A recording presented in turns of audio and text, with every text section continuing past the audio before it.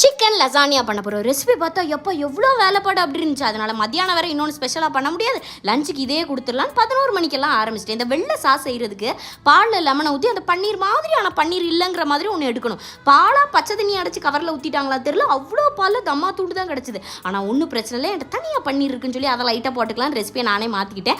அப்புறம் இந்த lasagne sheet கொண்டு நானே எல்லாம் பண்ணேன். எனக்கு அவ்வளோ ஒரு கஷ்டமான ஐட்டம், பல மணி நேரம் பண்ணிக்கிட்டு இருந்தேன். எல்லாம் சரியாக போயிட்டுருந்துச்சு. குறுக்க எந்த மண்ணுலாரையும் வந்துடக்கூடாது தெய்வமேன்னு வேண்டிட்டு அந்த சீட்டு சாசு சீசு சீட்டு சாசு சீசுன்னு உடம்புக்கு கெடுதி கொடுக்க அனைத்தையும் ஃபில் பண்ணிட்டு உள்ளே தூக்கி வச்சுட்டு ஒரு அரை மணி நேரம் கழித்து வந்து பார்க்குறேன், அப்படியே இருக்குது. அப்புறம் உள்ளே இருக்க அந்த சூடு கம்பியை கொண்டு தொட்டு பார்த்த பிறகு தான் தெரியுது, உள்ளே லைட்டு மட்டும் தான் எரியுது, அங்கே சூடே வரல. தெருவாக தூக்கிட்டு சர்வீஸ் கலைஞ்சேன். ஒரு கடை இல்லை. அப்புறம் வித்தவுட் ஓவன் முகத்தில் அருளே இல்லாமல் அழாத குறையா எனக்கு மட்டும் ஏன்னு வேண்டும் போது திடீர்னு என் ஓவன் ஒர்க் ஆகிட்டு அப்புறம் உள்ளே வச்சு எடுத்து சாப்பிட்டு பார்த்தா எப்போ இத்தனை நேரம் பொறுத்ததுக்கு என்ன சூப்பராக கிடச்சிதுன்னு இருந்தேன். ஆனால் அந்த கம்பெனிக்காரன் மட்டும் என் கையில் கிடச்சான்.